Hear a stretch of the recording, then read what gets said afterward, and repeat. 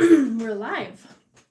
Hi there. Hi, we're just going to hang out here for just a quick second. I'm going to share this link around so that we can catch your attention and see you in the chat. I've got us live on my phone so that we can monitor chat on my computer. So I'm just going to grab the link here. And I will say a couple of things to fill the space for just a moment. Apparently, we all homeschool now, which is something that we've been doing here for quite a few years. So we thought that we'd kind of talk about it a little bit. Maybe that'd be helpful. There's also a lot of other concerns that everyone's got. Please engage, ask any questions, or let us know what is your number 1, 2, and 3 concern right now as everything is kind of going haywire and you're trying to maintain some stability for your family, your life, your livelihood, your well-being and finances, what's going on with work, for instance. Is school completely shut down? Do you have some a good remote schooling plan in place with your district, or is it all just go home and we'll sort it out later? What's the look like for you? Make a comment, let us know.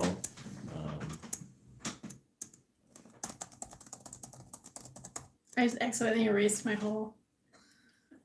She's a good typer, but every now and again something can get messed up with that. She's usually really good at typing and talking at the same time. It really impresses me. I've gotten a little bit better at it over the years with some of the work that I do, actually. So that's been good. But we are going to talk about homeschooling. So thanks for hopping in and engaging with us. And I know there was a video that you just put out about resources that we use for homeschooling. And we have all age ranges, so there's something for everybody in there. We've got pre-K and kindergartner, or is Liliana pre-K still? She kind of is between pre-K and first grade. All right. Depending on the topic. Anyways, we've got right in the beginning, we've got Gabriel, who's second or third grade now-ish area. Degree's in 5th grade, and sometimes maybe 6th grade on math. And then we've got Zoe, who's in 8th grade, going into 9th grade, and then Grace is graduating high school this year. So we've got the whole age range there. I didn't miss anyone. Well, Cecilia doesn't count yet. She's not learning anything except how to eat. And like I said in the resources video, I just uploaded the resources video just a little bit ago, and she won't crawl. We put her in the position and she'll scoot herself, like she'll No, hang on. We put her in the position and then she yells. Well, she yells, but she'll also sit back. Like she manages to get her fat little legs in front of her, and her legs, you guys, they're thick. She manages to get them back in front of her, and then she'll like kind of scoot herself a little bit with her legs and change positions using her legs, but she doesn't really go very far. She's just kind of content to let everybody carry her. And I mean, I guess that's okay. I don't know. I'm going to share this on Twitter too. Well, she'll apparently get there eventually, and that's kind of how these things work. And it's not the first time that we've been there. It's been a while because Gabriel and Liliana and Henri weren't as much like that. They wanted to get up and run around, so whatever. But everybody's a little bit different, and that's good. Let's see here. There's this one.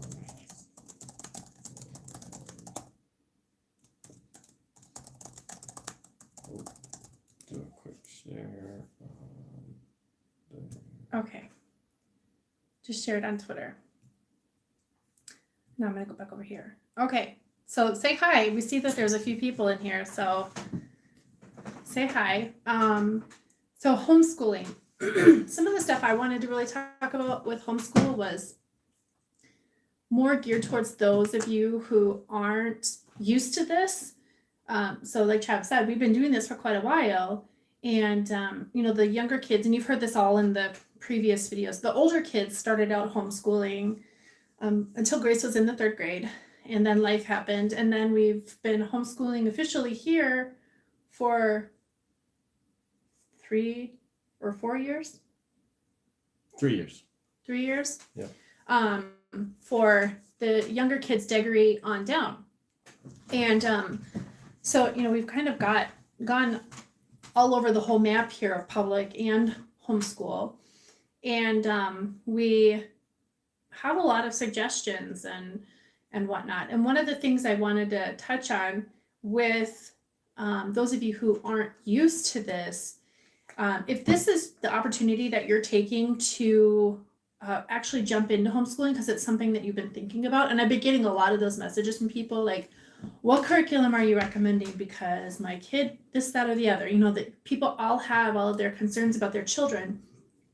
And they have been messaging me asking what my recommendations are and how to go about it. And the number one thing that I recommended to those of you who are finally taking this as the chance to jump into homeschooling is don't do anything right now. Just don't. There's something that is called DSchooling that homeschoolers talk a lot about when you pull your kids from public school, because your immediate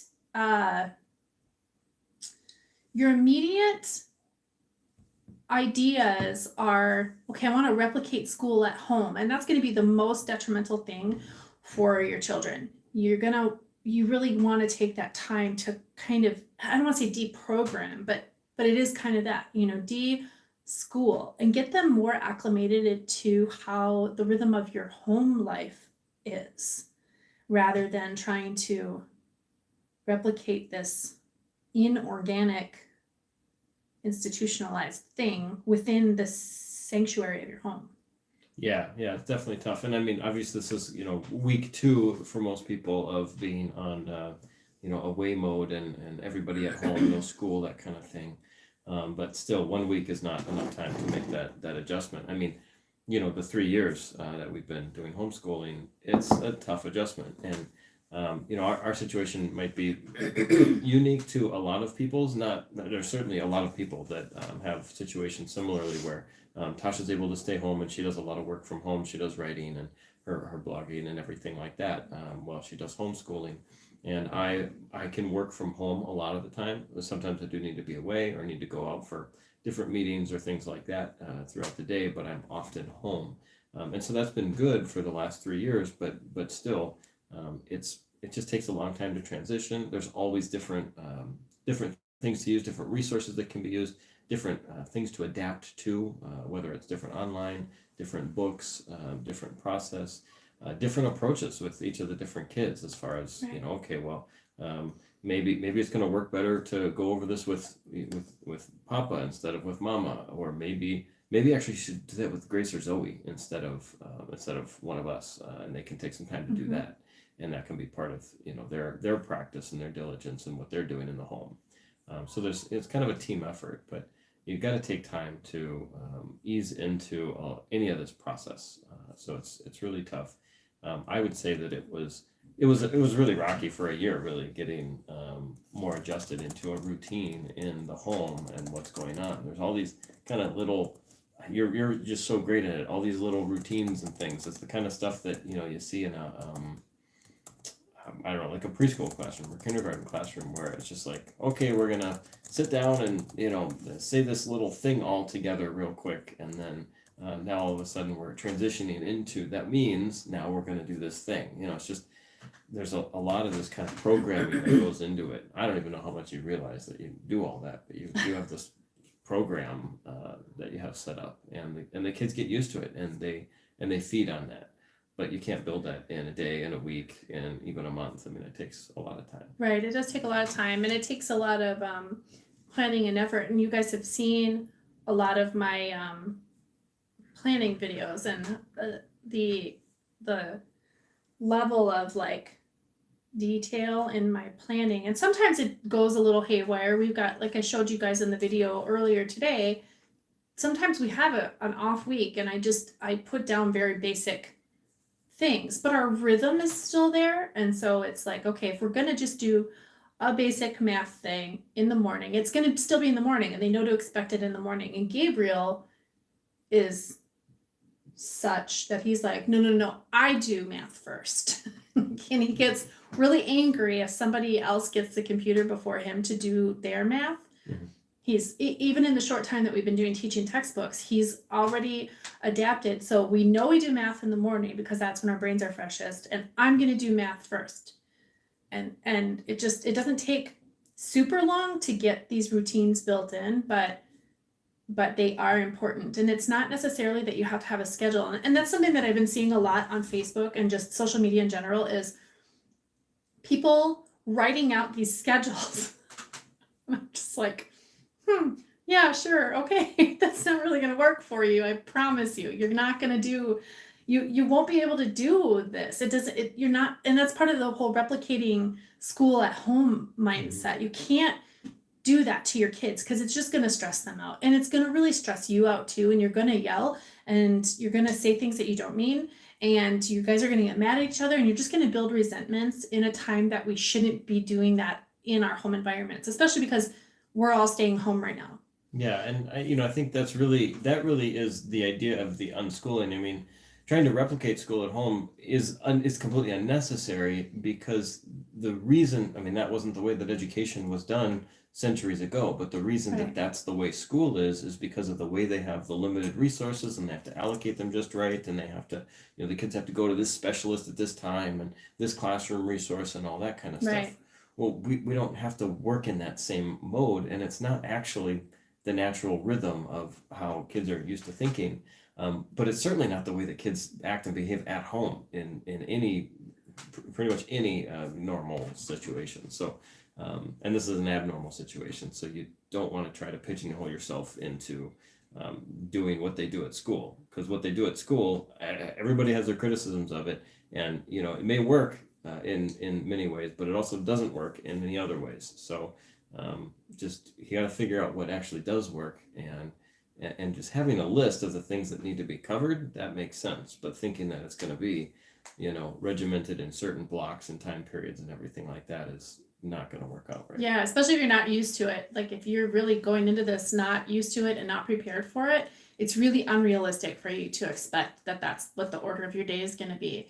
You just have to find what your rhythm is. And if it means, your kids sleep until 8:30 or 9 o'clock in the morning, and you guys are up a little bit later, and you have dinner a little later, and you have got extra family time later in the day that causes you to stay up till 10 or 10:30 at night, and then the kids sleep in the next day, then so be it. You don't have to carve out your day in this ordered 9 to 5 way of the world, because this is your family unit that you just have to be concerned with right now, and not the externalities of everything. And I think that that's really a blessing in disguise in all of this too, is that like I said in the other video from this morning, if home is where the heart is, but you don't know how to be in your home with your family, then the heart's not actually there.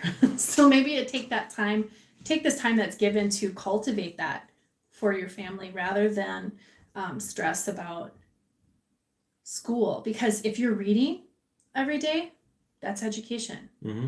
If you do some cooking with your kids, I mean, I can't even tell you how much math gets done in our kitchen just based on cooking and learning grams instead of measuring things out by cups and teaspoons and stuff. We tend to use a digital scale for our baking needs, and or learning the basics of food preservation or whatever.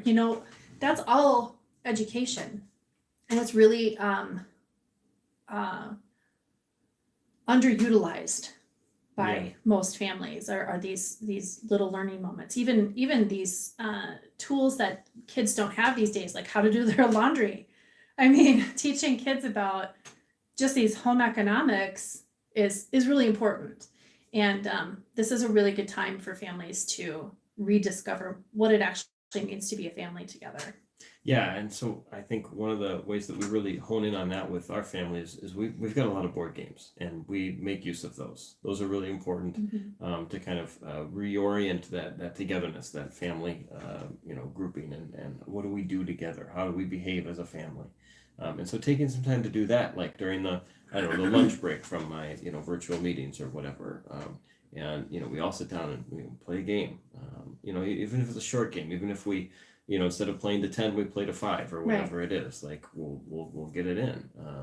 and then that sets a nice routine. Or like, yeah, we've got, a number of, sort of story collection books. Well, we don't get a chance very often to take those out. Now's a great time. Let's do Right. some family reading. Family Let's have reading. one of the older kids read some story to everybody, sitting in the living room, or whatever it is. So there's definitely a lot of ways to do that. And finding things, a curiosity. Oh, I want to find out more about something or other, and look that up. Right. And just do some kind of open-ended research too, to explore things. That's always encouraged, Right. and it's a good idea. Or even the silly video we did yesterday of Zoe's quarantine bunker. I mean, that's just a small example. That all started a few days ago, and when they wanted to do this planning of this quarantine bunker, I was like, okay, what we're going to do is look up what Maslow's hierarchy of needs are. So they looked it up, and they're like, okay, so we need safety and security, and we need shelter and food and water. And that's how they kind of, and by they, I mean mostly Zoe, because she drove it. She's been driving this I want to build a bunker thing for a lot of years. It's kind of funny. I think it just comes from being zombie movie fans, I think, that she gets this. It's actually kind of a relatively common topic of conversation for us. And so she really spearheaded the whole thing, and she, they looked up the Maslow's hierarchy of needs and determined what they needed, what our family needs in order to survive, and then if you go check out that video, I'll drop the link for it in the comments here. But I mean, just stuff like that, just let them explore and use their imaginations and play games. We've got games like Quiddler. It's a spelling game, and the little kids can get into it because you can spell 3-letter words, just all of these things that build basic skills are really, really important. I see that Sarah Marie has a question. I have to start homeschooling my daughter next year. Any tips for getting prepared? I'm terribly overwhelmed, especially with all of the things going on now with this new pandemic. My tip is basically what I said earlier, was don't jump into anything right now. Just take this time to process your new normal as a family and find out what your family's rhythm is first. And, make sure she reads every day. Make sure she's helping you with kitchen stuff. Make sure she's doing chores and gets into her own routine too. And you didn't say how old she is. If you want to, you can go ahead. But depending on how old she is, getting her into routines about, okay, well, I'm going to get up, I'm going to get my clothes on, because we're not degenerates. We put our clothes on every day. We don't lounge around in our pajamas. Even on the weekend, we get up and put our clothes on. Even if we're not going to leave the house, we don't lay around in our pajamas. We brush our teeth. We put water through our hair and brush our hair. So she's 5. We'll be 6 in October. Okay, I've got a lot more then for her.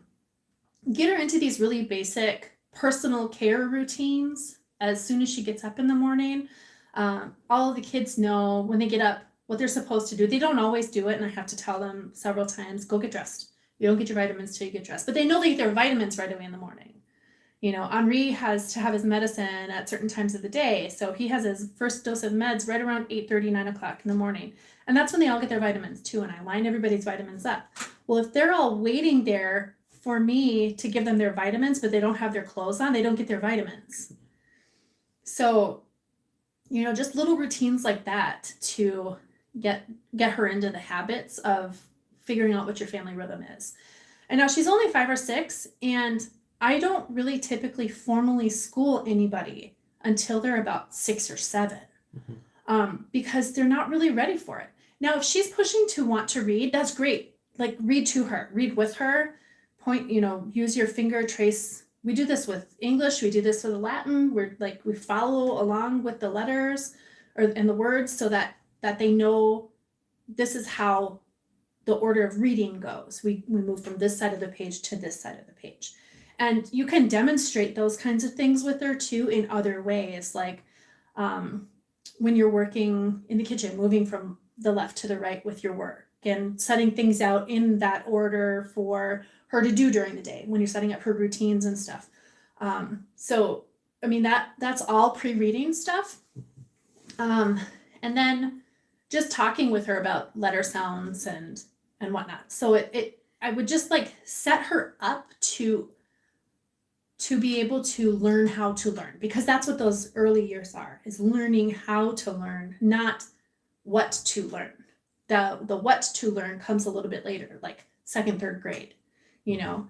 Yeah, like once you learn how to read, then you can start to read things. Right. And then what is it? At first you're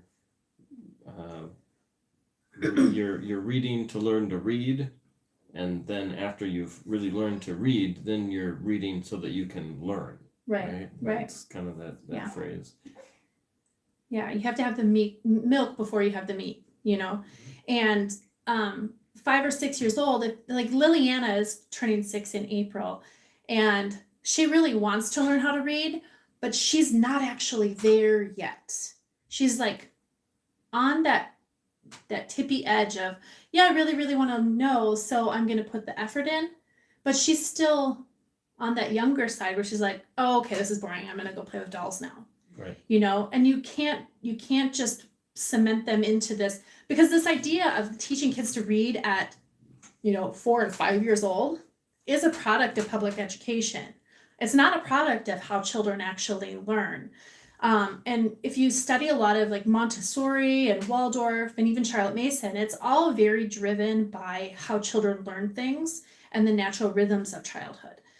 And the natural rhythms of childhood suggest that waiting until they're a little bit older to really formally teach reading is vital. And you just set up all of that with all of these pre-reading skills and phonics and all of that. So, and that's with everything. That's with all of the subjects, all of the topics. And you can talk about science stuff, like, you do kitchen sink science with kids. Travis is really great about kitchen sink science with the kids. Elephant toothpaste and slime and, well, I mean, what else do you guys do? We do. Yeah, there's baking soda and vinegar is a big one. You can make a little chemical reaction and talk a little bit about acids and bases and chemical reactions and why it's good to have baking soda on hand just in case anything goes crazy. Baking soda will neutralize anything that's really dangerous chemical in most cases, especially in the kitchen. And so that's just a good little lesson. Oh, I was making the donuts yesterday.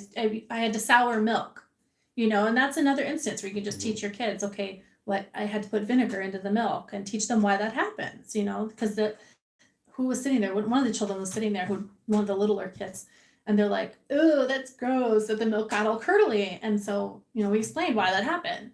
And so you can set those things up for her, and then let her do practical things like cutting vegetables. Like, there's nothing wrong with your kids sitting there cutting vegetables while you're sitting there with them. Give her a more dull-ish a sharper butter knife, not a dull knife, because anybody can get hurt with a dull knife, but like a sharper butter knife, and cut carrots or potatoes or whatever you're doing and let them just be part of it. Or you're baking bread, give her a piece of dough, and those kind of things help with their gross motor skills too, and really sets her up for learning how to sit and do something ordered, because baking bread is an ordered process, and kneading bread is an ordered process, and cutting the vegetables is an ordered process. So you that's how you set them up to really learn. And I wouldn't really jump into anything. Okay, let's see. Never considered it to be part of the homeschooling experience. Yeah, and most people wouldn't, because we're so culturally conditioned to think of public school and that ordered 9-to-5 day as the way we're supposed to learn. Right. And that's not normal. That's not a natural thing. And I think that a lot of, the Gordons the other night on their live stream with talking about homeschool, they talked about how this is all really going to turn people back to home economy. And that's not to say like home economics, like kitchen work. That is the entire home, the social components, everything that has to happen throughout the day to make the household run, to make the family run, to make everything just gel, is all home economy. And this is really going to turn people back toward that. And I think that homeschooling is where it's at, honestly. And I have a lot of animus for public school, especially in the district that we're in. And I really hope that this just busts up public education. I hope that no public education goes back into force at all. And I really see this as a means of that happening. Will it happen? Probably not. Should it? Probably, because I think it's a reset button for families and for society so that we can build up families again and that we can make society better. Yeah, I mean, that's a really good big point. I think some of those finer points is, I mean, when you initially start talking about, okay, well, just let the 5 and 6 year olds just kind of, figure out how to read eventually and that kind of thing. It can sometimes seem a little bit concerning. I didn't know that it was really that normal until Grace ended up not really reading at all until she was in 3rd grade. Mhm. But when she started reading, she was reading full chapter books, and Right. she is now 17 years old, graduating high school, and she's going to go on to a prestigious college next year because her education went wonderfully. But that was not, it didn't necessarily look that way on paper when she was, not reading in 2nd grade. But she didn't have to be, and that's okay. And I mean, Gabriel, he's 7 now, but he was not, he didn't figure out reading until just after he turned 7. I mean, Right. really, he wasn't reading yet, but now he's reading, and he likes reading everything everywhere. We're driving around, and he's got books. He's got some pretty good books that he's reading, some Right. like small chapter books and stuff. Yeah, he's doing a good job. So we're really impressed with that for him. And I mean, yeah, he's doing great, and he likes doing his math, and he likes doing his stuff. But we haven't forced him into anything. We haven't tried to shove him along with any kind of expectations really, except just do your work, and if you have questions about it, that's fine. If it's tough for you, that's fine, and we'll go through it. And you don't have to be making all your letters completely perfect. You're getting better, and you're getting better. Right. It's all growth mindset, and that's what a lot of people, because public school has had such an impact on culture, as this is how you educate children, we've forgotten about growth mindset. And really, we're just teaching, and this is true. I mean, I've got so many teacher friends, and they all say one of their biggest frustrations is not being able to be creative with their students because they have to always be teaching to the next test. And they always have to be teaching to the state standard tests or whatever, because testing equals money. And, a prime example of this is, a lot of you guys know we pulled Zoe right before all of this happened. I know a month or two before. It was the end of January. Yeah. It's the end of January. We pulled Zoe from public school, and one of the reasons that amounted to this whole big thing was because she's really good at math. She hates it like I do, but she's really good at it, just like I am. And she was in an advanced math class at the beginning of the year, last year, Yes. right? And she was purposefully not doing her work. And so she was failing. And rather than reach out to us and say, she's failing, they just dropped her to a remedial class. And then called us. And It was said, after 1st quarter. Right.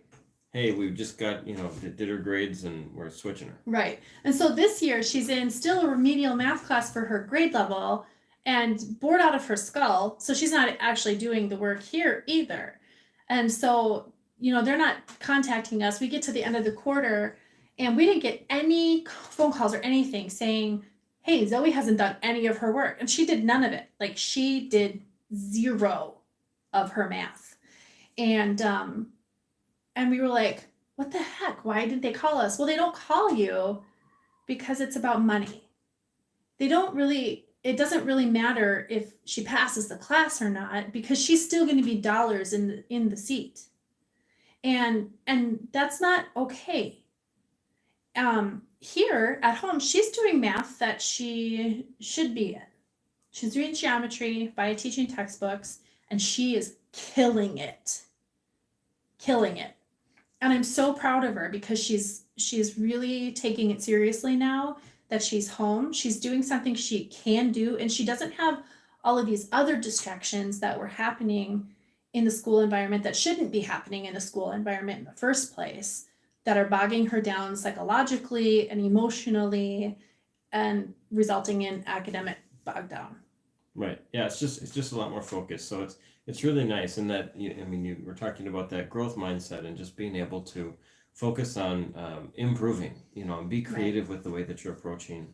And that's really the benefit of being able to school at home. And even though it's tough, I mean, there are many families for which it's really difficult to adjust to, but it's so much better for the children to be able to learn at home in the environment where they are most cared for, and so that's why we do it. That's why we make the effort to do it. And we make it happen because it's important. And our children are, I mean, they're our most important resource. Right? I mean, our most important, thing that we can spend any time with is our children, because that's the legacy. That's where Right. it goes. What else are we doing this for? Right. And as Catholics, like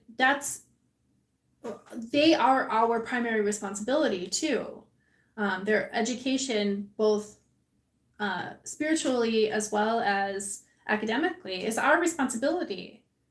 It's every parent's responsibility. It doesn't belong to the state. And that we hand it over so willingly boggles my mind, honestly. It just really, I'm confounded by how people are just so willing to give up that authority and think nothing of it. So why don't we talk about some actual resources to use, like starting from, okay, when you're first getting young kids into the swing of thinking about doing some schooling stuff, what do they use? Well, I use all sorts of stuff. We use books. And I've got lots of videos on this too. I can link to down in the comments. But all sorts of different books. You can. So let me see. I'm going to use the chalkboard. I'm going to give you a little lesson for a second. Mrs. Casey says, I stopped doing my schoolwork in junior high. Always failed my classes except. And they passed me along anyways all the way to 12th grade. Yeah, that's what they do. They do. And they do it so often.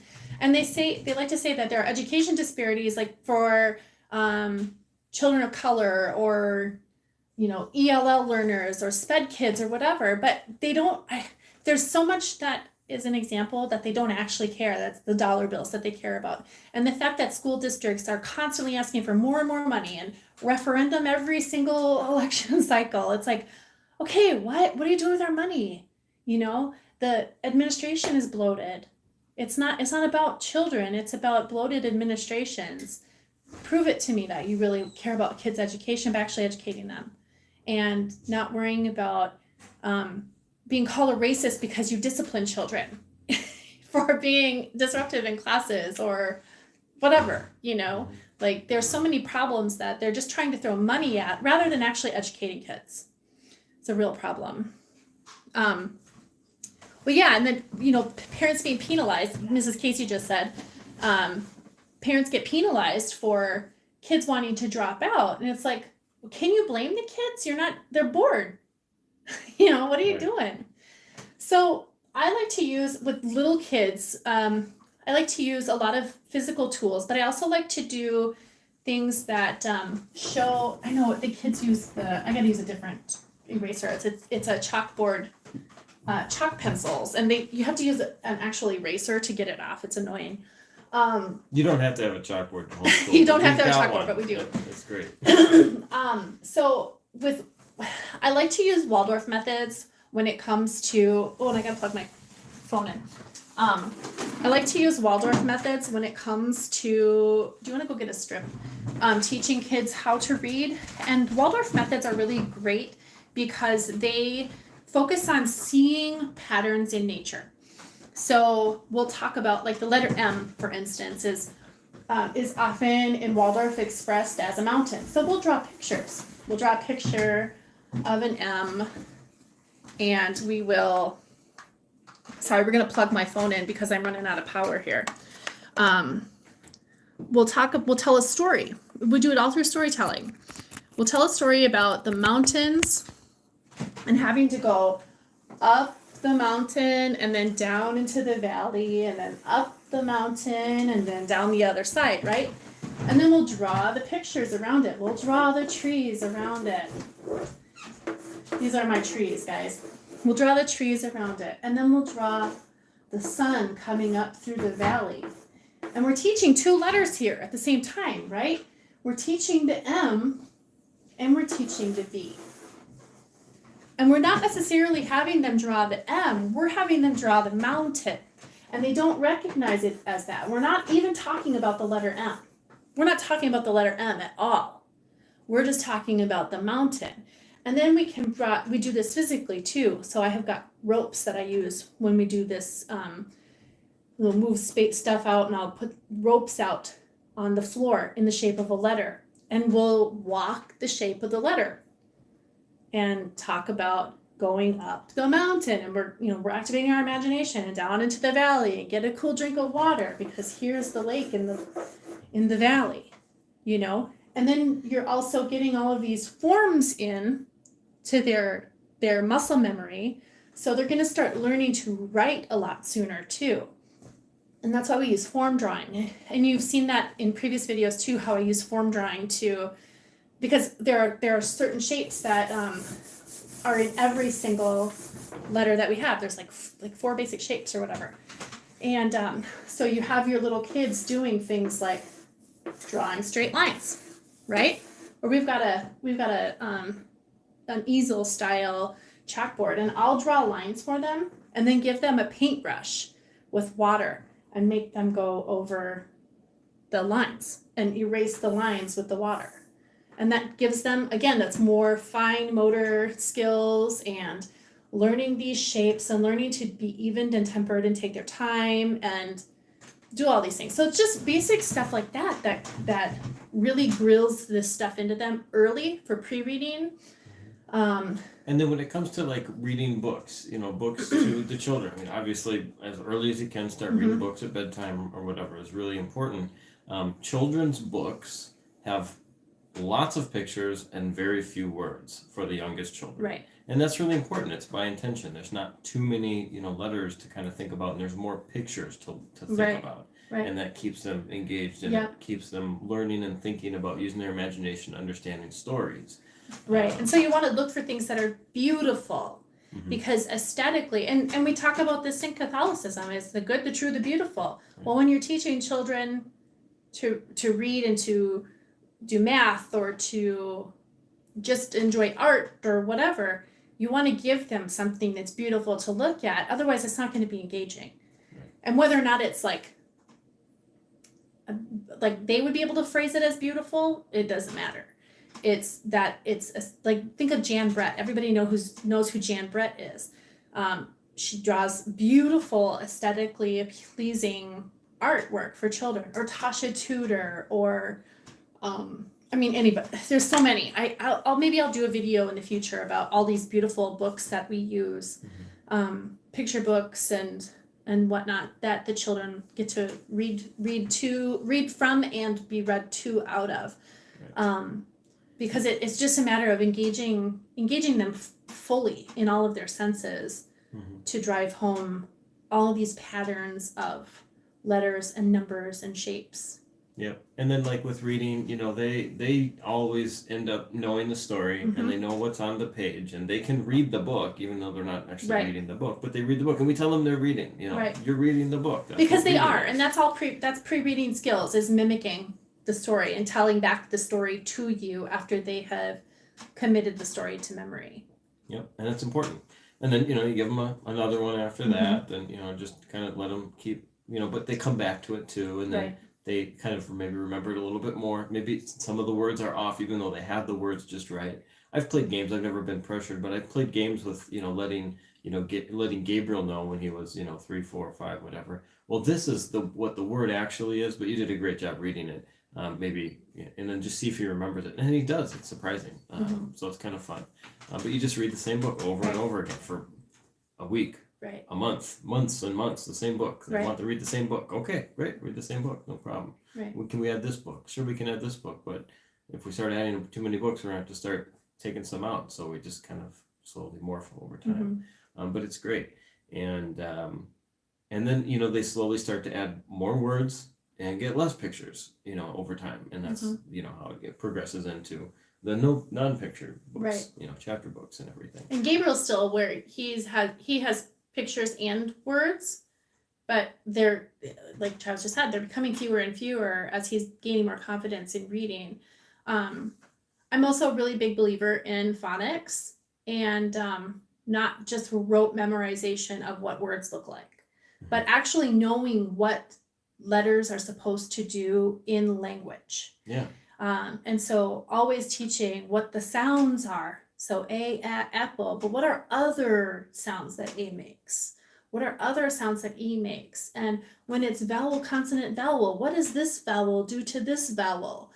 That kind of thing. So just knowing those things for yourself so that you can talk about them just conversationally with your kids is really important. And then once they start to get a little bit older, then you start introducing the tools. And I'm not going to talk about all the stuff that we use for that because you've seen all of my curriculum videos.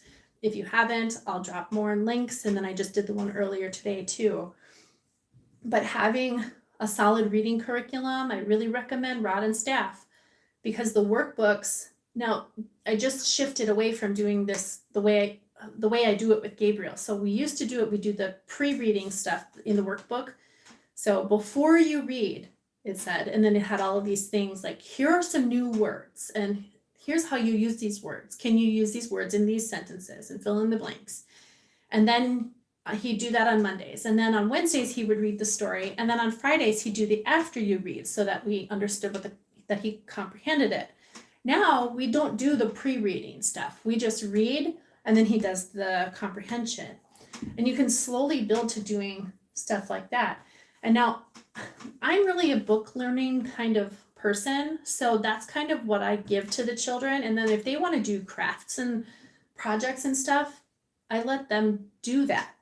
They get to spearhead that. Or Travis does all of the science stuff for the most part, unless it's like, the biological sciences where we draw our chalkboard drawings or our watercolor paintings or whatever. She likes that. I like doing that because I like to diagram everything. Like that's really exciting to me. But even the little kids get in on that. Even Henri gets in on that. And sometimes he's drawn some really magnificent or painted some really magnificent diagrams. I mean, it's pretty crazy, but you allow it. And, one of the comments I see so often in homeschool groups is, how do I engage my younger kids while I need to teach the older kids a lesson? Well, the botany lesson wasn't for my 4-year-old, but I engage him in it because as he starts coming into his education and we revisit that botany unit in 3 or 4 years, he's gonna remember that drawing I did and we did the diagrams. Do you still have that, Mom? Oh, well, yes, I do, because we have an art journal that I keep all of those things in.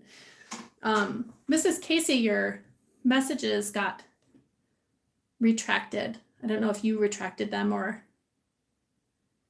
that was weird. Or if YouTube censored obviously you, keeping them engaged, the younger children engaged. I mean, they can be sitting there coloring while the lesson's going on too, and that happens too.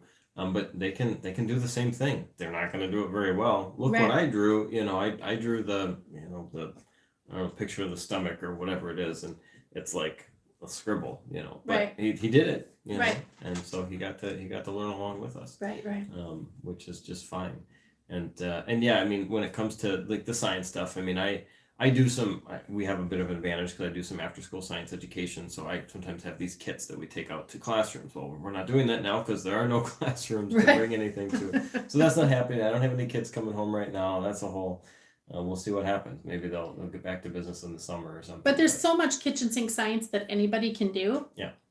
Yeah, and it's not all chemistry. I mean, obviously chemical reactions are fun, but I mean, you can do like a quick demonstration about, equal and opposite reactions with, a ball or a car or something on the table, and, talk a little bit about the laws of motion and, different stuff. It's really simple, basic stuff, but, and you figure out an activity, like, do you have a funnel that you can make a coin spin around in and talk about, rotational motion and inertia and stuff like that.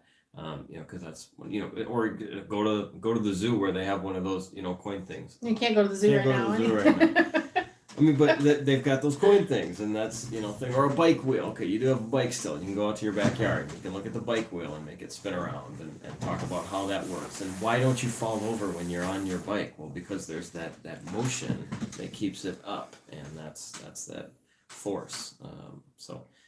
And there's a specific force that is the keeping up force. I can't remember it off the top of my head right now because Yeah, I don't know. I mean, I don't always have to remember everything off the top of my head. I would look it up if I needed to, but I don't Right. right now. So let's switch gears a little bit and talk about finances, finance guru. Well, sure. I mean, money is tough, obviously. So I don't know. I mean, big thing right now is, paying attention to what bills are coming up and what income is coming up, right? I mean, over the next month. So, I mean, getting checking out if the biggest bill, the mortgage for most people or whatever, the rent, if there's, some flexibility, either a delay in payment or maybe a waiver of the payment or a reduction in pay or something like that for your biggest bills is going to really make a big difference. And so I would encourage that, checking out what's available, what kinds of measures your specific billers are taking right now. But doing everything that we can. I mean, if you've got work from home options and that's being made available and you're still working and making your income, that's great. If you're somebody that's making money by meeting with people face to face or being in crowded areas with people that are no longer having a lot of people in them, then that's a lot different. And so you're going to have a lot more concerns about it. So what's coming in for money and what kind of creativity do we need to observe?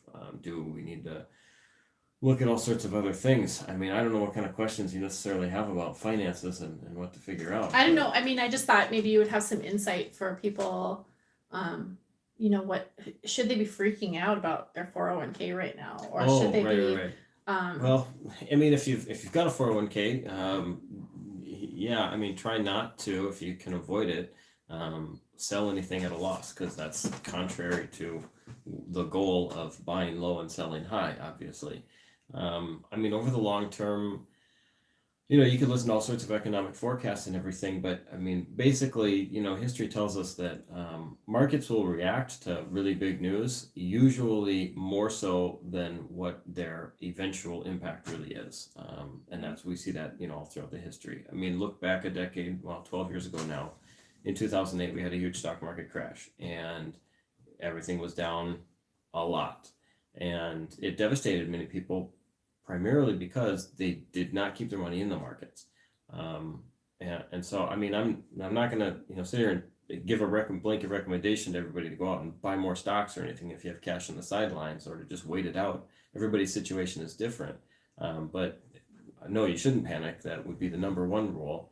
Talk to your financial advisor if you have one, obviously, and really exercise some prudence. I mean, just don't look at it right now because everything's just a disaster. I mean, all the different kinds of markets. I mean, you're talking about the S&P and the equities markets. If you look at bonds and things like that, everything is going crazy. Interest rates are down, and who knows how secure those could even be right now, right? Because governments are having to figure out how to figure out money. So, is a government bond actually secure right now? Now, relatively speaking, they've always been the most secure type of investment next to like a bank CD or whatever. But honestly, everybody's got concerns. So I can't give you a recommendation on what to do, but I can say panicking is the worst idea. So don't make any rash decisions right now. But if you're looking at needing to take withdrawals or something like that, then it requires a little bit more of a careful evaluation.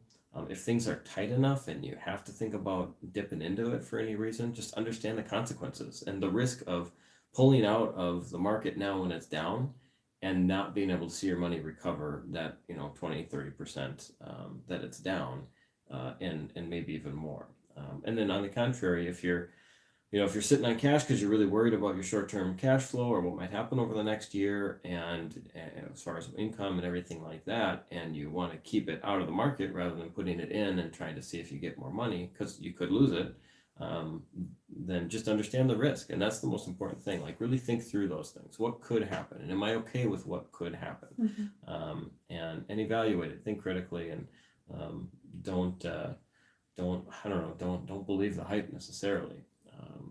Unless you're a day trader, then you have to believe the hype, because day trading is all about the hype, and that's what makes the stocks move every day. But other than that, just kind of stay your course in most cases. Only make minor changes, and maybe do it incrementally. Maybe do a portion at a time. Like say, well, I think I want to move everything out, but I'm worried, so maybe I'll do, X% right now and do it in like 3 or 5, moves or something, and just see where things go over the coming weeks. Is always a better approach than to just do everything, like do something with everything all at once, because that's harder to undo or to correct from when you make a complete decision like that. I don't know. I think that's generally about the markets, the income, and things like that. But I would say panicking is not necessary. I don't feel like panicking is necessary. I'm not panicking with our finances, with our economic and financial outlook. I'm still able to make money. I've had to make some adjustments, and I'm a little bit worried about it.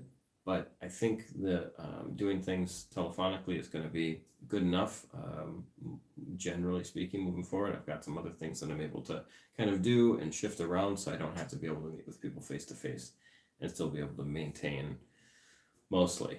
There's always some uncertainty because I'm in finance and insurance, so that's difficult. But here we are. Now, toilet paper. I mean, we still have some. We still have some.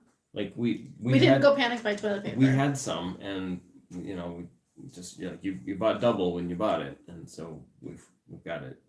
Right. Yeah, we didn't go panic buy toilet paper. I mean, we haven't been rationing it out. I think that we should. Well, I mean, if we run out of toilet paper. No, but we should ration it out. Sure, we should. We should do you need toilet paper? Here's your 5 squares that you get for your today. Yes, that's it. Right. That's what you're getting. Whatever. No, we didn't go panic buy toilet paper. We I mean, that was the last thing. It wasn't even the first thing I thought about. I when I panic buy food, like, which doesn't happen, carrots. I buy carrots. And nobody had carrots. And he was in Michigan when I was going grocery shopping, right when all of this hit last Monday. And I was like, nobody has carrots. And I was like in tears because I couldn't find carrots anywhere. She was texting me about it earlier. Oh my gosh. And yeah, I was. I had been texting him. I was like, nobody has carrots. Right. I can't find carrots anywhere. What am I going to do without carrots? It was insane. So then we talked about carrots, and I said, really, why do we need carrots? We don't use carrots for things. And we just got the zucchini, so we've got zucchini, and it's pretty much the same thing. It's just a vegetable that you could eat or cook or whatever, but it's not really that different. Well, every once in a while, the kids are walking around the house with a carrot in their mouth. So she says, everybody eats carrots all day, every day. We need carrots, but we don't need But we do cook a lot of carrots, though. Like, I make soup at least once a week, and I cut carrots up and put carrots in the soup. Well, we have carrots. I bought carrots while I was in Michigan last week. It was fine. We got a couple pounds of carrots. Yeah. They would only let me buy 3 packages, and I was actually reserved. I only took 2. Oh, you should have gotten 3. I know. Because now we have like 1.5 left. 1.5 bags left. We've used half a bag of carrots. Yeah. In almost a week. Well, no, it was a little bit more than that. Actually, I'm wrong. I think I'm wrong. Anyways, no carrots. And I'll go shopping again next week. I'm not like... Maybe. We might not be allowed to go shopping. Right. I'm not like panic buying anything. I did go and make sure we had everything that we needed, that we normally eat. Now, I am planning on being prudent. We went and bought some canning jars because I was out of canning jars. And... we're planning on being prudent, and every time I go grocery shopping now, there's like 1 or 2 things I'm going to buy bulk of as they'll let me. So like the place I go grocery shopping, you've seen my haul videos where I go to Mike's Discount Foods. He'll have, like, you can buy an entire flat of 8 quarts of strawberries for $6.99. So I'll buy as many flats as they'll let me buy, and then I'll bring them home and can them. Then next time maybe it'll be carrots. How many flats do they let you buy? I don't think they've never limited anything. And their last update on their Facebook page said that they weren't limiting anything except toilet paper. They were going to limit toilet paper for people. 1 package each. 1 package each. Yeah. And that was all that they were going to limit. And that's cool. I mean, they get lots of food in. I mean, sometimes they are even giving food away. There was a couple months ago, they were giving away 1/2 gallons of whole milk because it was the expiration day.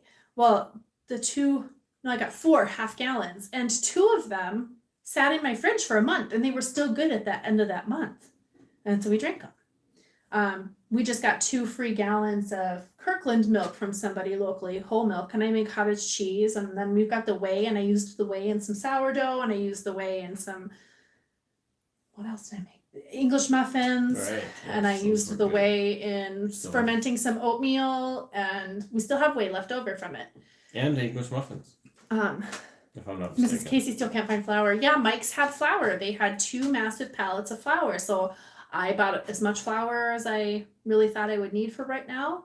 I brought home some And then he packages brought of home flour. some more flour from Because I Michigan. know there's always baking happening. Right. here, Yeah, so- always. I mean, and we kind of stress baked a lot here this week too. But I had the advantage. I was driving 5 hours away from home, so I Right. was like, and it was like rural. It was like in the middle of nowhere, basically. So on my way home, I was like, well, might as well stop and see if I can find something. I spent like $50 on some things. I guess I don't think things will get figured out. I trust that things will get Mhm. figured out generally. And I mean, we are, in the middle of the, metro area, which is a small metro area compared to a lot of them. But I mean, we've got resources locally, and we've Mhm. got friends close by, and we've got, like, it'll be okay. And I Mhm. think that's another really important thing is just reaching out, making sure that you're connecting with people, finding out how they're doing. I've been finding myself just thinking, reaching out to people I wouldn't normally just reach out to, and like it's been helping me feel like I'm closer with other people, like Mhm. caring more about people, and it's really nice.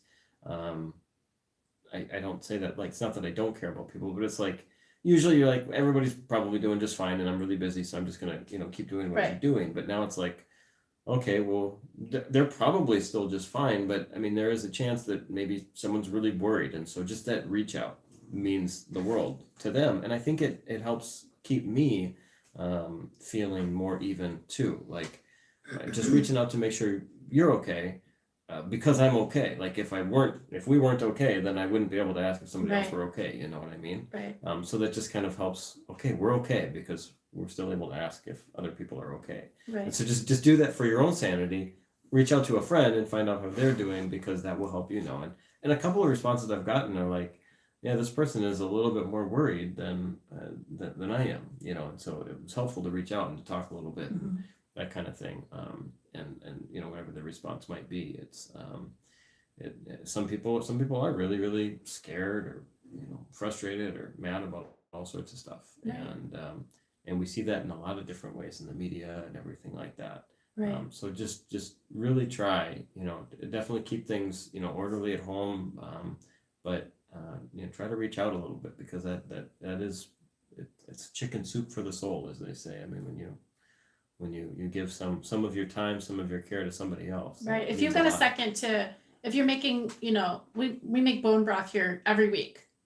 And if you can make extra, like I made some with a turkey carcass that we had left over. I didn't have time to make stock with it when we cooked the turkey in November. So I wrapped it up in tons of plastic so that it wouldn't get freezer burned.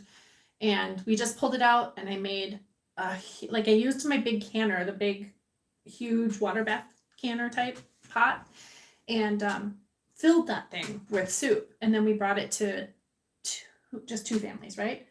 Mhm. It was us and 2 other families, and then I still had stock left over.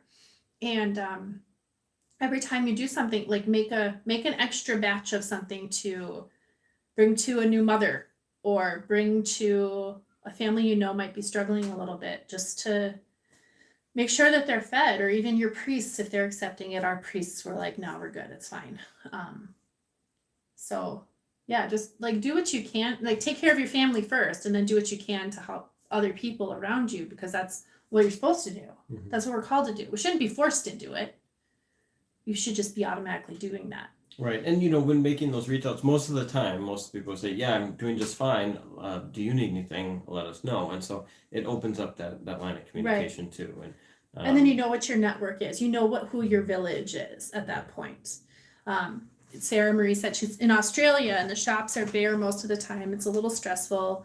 We can't get what we usually buy. Have to drive to several shops to find things. Yeah, I mean, and I think that's the way it is right here Yeah. right now too. Like I just posted pictures. We went to Whole Foods last week on St. Patrick's Day, to pick up a roast and cabbage and to see if they had carrots. And they did not have carrots, and they did not have cabbage. They did have roasts though. But all the other meat was gone. The shell, all of the, yeah, I mean, a lot of the meat was gone. Yeah. And really all they had was like fresh seafood cuts, and that's expensive. And they had a lot of red meat cuts, the more higher end red meat cuts. And all of the vegetables were gone. Every single vegetable at Whole Foods was gone. Except for maybe some greens. That was it. Like everything was gone, and I couldn't believe it. And the same was true at Cub Foods, and the same was true at Kowalski's, and the same was nearing true at Target and at Walmart. When Grace and I had gone on Monday, and I filled Henri's meds last Monday, and Walmart they didn't have any vegetables. Correction though, the Whole Foods was on Tuesday. That was St. Patrick's Day. Tuesday, that's right. But anyways, yeah, so I mean, places are, but we've got a really good supply chain in the United States and probably in Australia too. So the supply chains aren't affected. Once the supply chains are affected, that's when we really should panic, because then people aren't actually going to get what they need in the stores, and we would see a lot of really bad fallout with that, I think. Michaela. Hi, Michaela. We know Michaela. Michaela goes to our church. Michaela says, hi, we're doing well. Missing social Sunday and donuts. Gilbert found frosting and asked for frosting and toast. Oh, frosting and toast. Did you see the donut recipe? I think I saw that you liked the picture on Instagram. We have a quick donut recipe. They were great. They were really good. Mm-hmm. It's worth a shot if you have flour and sugar and eggs. And it's definitely. It was really easy. It was a cutout. No real rise time. Frying oil. Yeah, you have to some frying oil. It was so good. You could make them, Michaela, for Gilbert. Make some frosting. Ooh. Frost the donuts. Put some sprinkles. It'll be just like at St. Agnes. It was a good Sunday. It was definitely a good Sunday. We're gonna try for sourdough donuts next weekend. It'll take 2 days to do it. So I'll send you the recipe, Michaela. It's pretty easy. I screenshotted it. It was from like King Arthur flour or something, I think. Oh, really? Yeah, it's pretty easy. Cool. But no, yeah, just taking care of each other, and but supply chains, that's when we're really going to need to learn to lean on each other, is when if those supply chains were to go down, because it will be pandemonium if people can't get their basic needs met. Maslow's hierarchy of needs, yet again. So we talked about those things. What did we cover? We covered homeschooling. Yes. And really well? I think so. Okay. Between that and the video I did earlier today. Do you want to cover any other, like, here's a good place to get started? Oh yeah. There are a few websites. If you want to find stuff for free, some good freebie websites you could go to. For Charlotte Mason for Catholics, it's Mater Amabilis. And I'll put that link down in the description box. It's a free Charlotte Mason curriculum on the internet.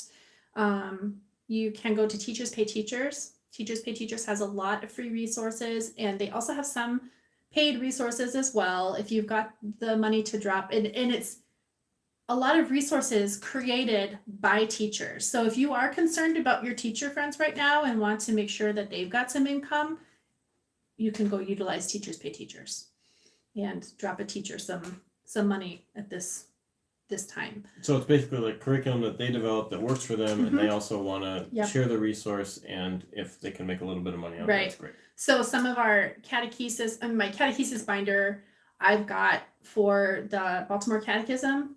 I've got an entire curriculum for the Baltimore Catechism as a companion that came off of Teachers Pay Teachers, and I paid $1 per chapter. So, and I think I ended up paying $24 for the entire curriculum. But I did it over time as I needed it. So it wasn't like one big purchase at one time. And just to be clear now, teachers on Teachers Pay Teachers also includes homeschool teachers. Yep. Which we all are now with our children at home and teaching them. And Teachers Pay Teachers has an ability for you to have your classroom funded too. And I'll drop our link down below if you want it. You don't have to feel like you have to, because we have everything we need. But teachers, homeschool teachers can set up, and teachers, public school teachers too, can set up a classroom fund, and people can fund their classroom. So just, it's like Patreon for teachers. It's kind of neat like that. So I'll drop that link below too. So teachers pay teachers, and Great there's thing to gosh, there was that other one. Easy Peasy. It's called Easy Peasy All-in-One Homeschool, I think is the website. I haven't used it for a while, but it is another freebie curriculum right now. And then ABC Mouse is running a freebie, and ABC Mouse is the same company as Adventure Academy and Reading IQ. Those are really fun app-based games for kids to do all sorts of reading and math and coloring and or colors and shapes, etc. The Adventure Academy is for older kids, so like 6 to 12, and ABC Mouse is all the little kids.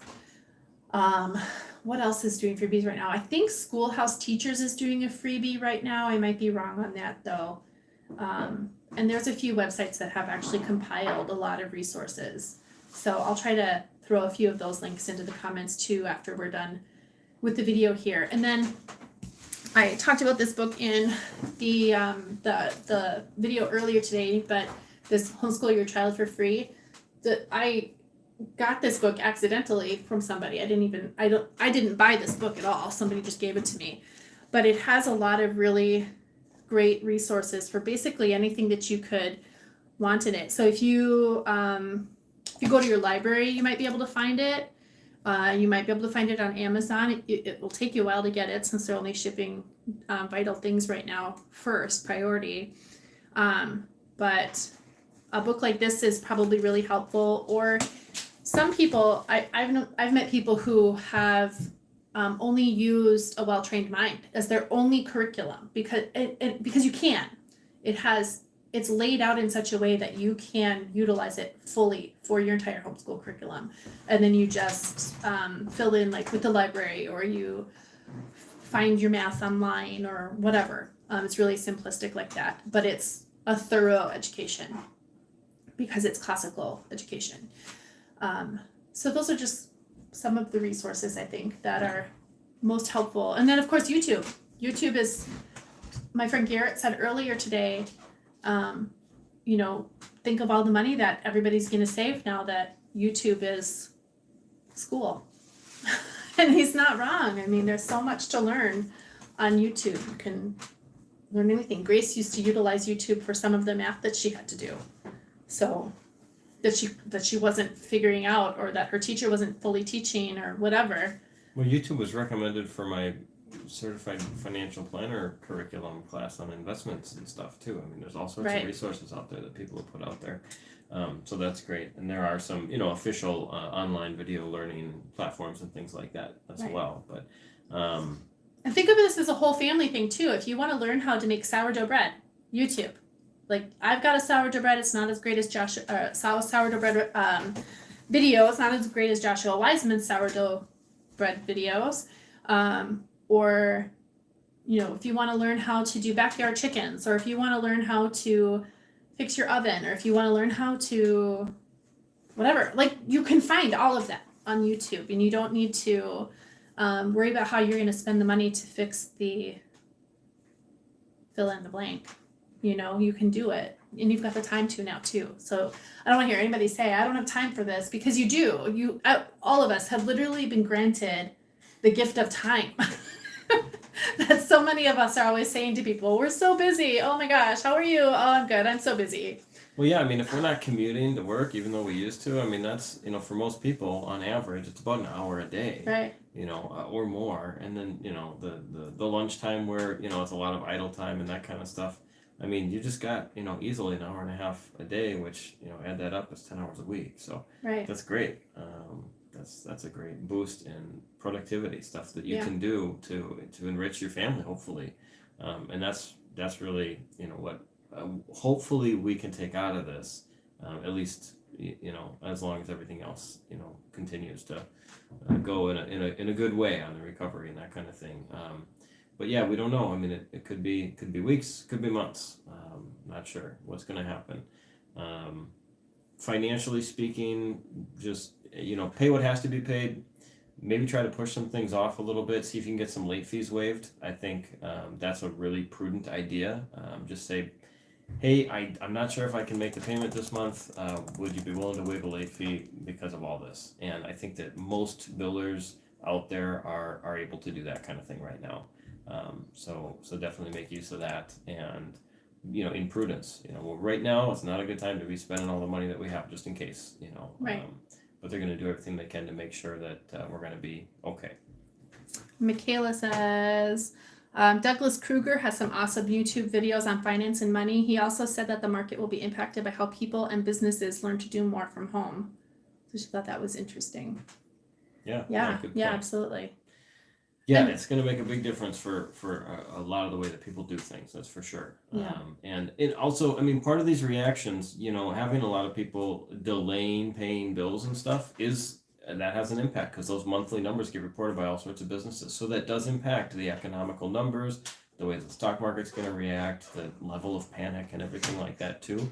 So I say that with, a level of caution, like, okay, if everybody just stops paying for things and tries to get breaks on it, that's going to indicate to the markets how they should react. And so that could cause more problems. But I'm not an economist. I'm just a guy. I'm just trying to be prudent, and so that's really where that comes in.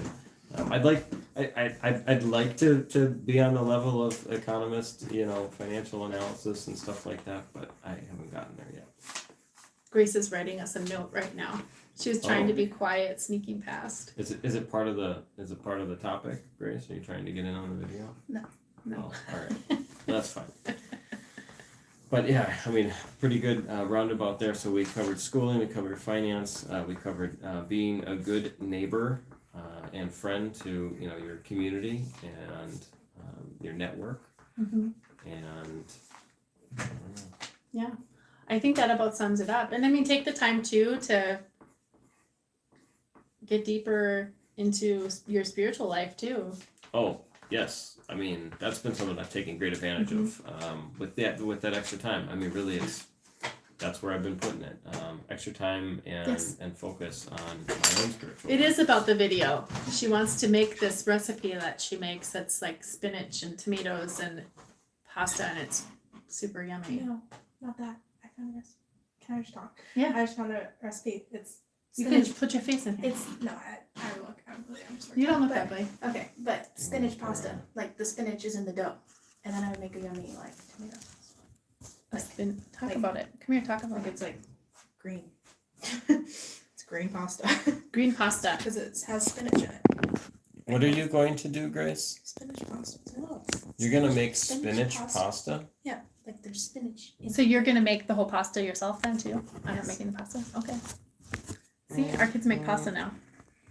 Good plan. We did buy a big bag of pasta at Mike's. It was like a 5-pound bag of Oh, and can I roast potatoes? Yeah, you can. It was like this 5-pound bag of pasta, or 10, I don't know, something. It was big. It's big. Filled 2 big jars when I emptied it out at Mike's. I don't buy a lot of pasta because we make our own pasta, because Travis got me a pasta attachment for my KitchenAid last year for my birthday. And but I bought it because it's really good pasta, but it's just like penne, whatever. But we make our pasta. But we have extra pasta. But we have extra pasta. Yeah, we got some extra stuff. Yeah. Is that kale all gone yet? Yeah, it's good. Oh, the kale's all gone. Yeah. It was good. We got a gigantic bag of kale. Oh yeah. It's That good. was a good deal. And some other stuff. So we're doing okay now. I don't know. As long as things don't go too far south, maybe we'll report on it again in a week. How Yeah. we're doing. Yeah, I think we should. Yeah. We'll do another live. We'll check in with everybody and see how y'all are doing. Y'all. Yeah. I'm from Minnesota. I don't do that. I do You that because I have guys. some southern cousins. You so I like guys. to say We say y'all. you Y'all guys. makes sense. You guys. You all. Actually, they say you all down there in Yeah. Georgia. Minnesotans say you guys. Well, okay. All right. y'all. Well, hit the subscribe button, and next time we'll notify you guys when we're gonna go live. I'll put up a little thing, and we'll plan a little bit better about because we wanted to sit down and actually just record this, but then I was like, okay, well that's not gonna happen, so let's just do a live stream. So we'll just plan to do that maybe once a week until this whole thing is over with, and we'll give you guys some notification ahead of time on Monday morning. Or we won't. No, we will. Okay. All right, hit the subscribe button, and we'll see you guys next time, and take care of each other. God bless you. I don't know how to end it. Does anybody want to help me end it? Rotate device. Push on the screen. I don't know. Oh, guys, this is funny. Push the X. The X? That will exit screen mode. Okay.